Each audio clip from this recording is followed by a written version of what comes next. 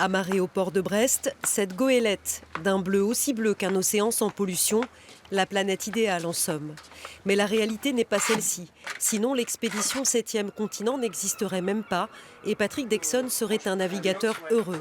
Depuis 10 ans, l'homme traque le plastique en mer, épaulé par une équipe de scientifiques. Je me suis mobilisé pour l'océan lors de ma traversée de l'Atlantique à la rame. J'étais pratiquement à mi-chemin entre l'Amérique du Sud et l'Afrique.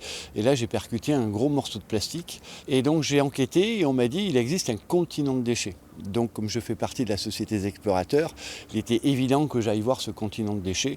Et effectivement, je ne suis pas tombé sur un continent, sur une énorme zone où il y a cette soupe de plastique. Ce jour-là à Brest, l'équipage du 7e continent reçoit une rosette de prélèvement. L'instrument va permettre la collecte des microdéchets plus en profondeur.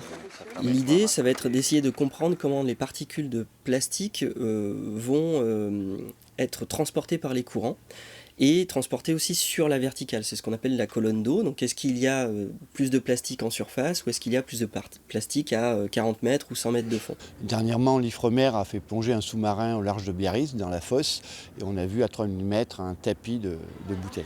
Malheureusement, à ce jour, on n'a pas de solution. Les vraies solutions, pour nous, elles sont à terre.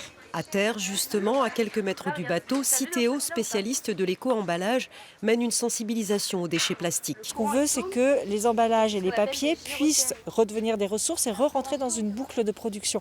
C'est pour ça que l'association que nous avons avec l'expédition 7e continent nous permet de passer le message qu'il existe des solutions sur Terre et que la première barrière à la pollution des océans, c'est le tri de vos emballages et de vos papiers au quotidien.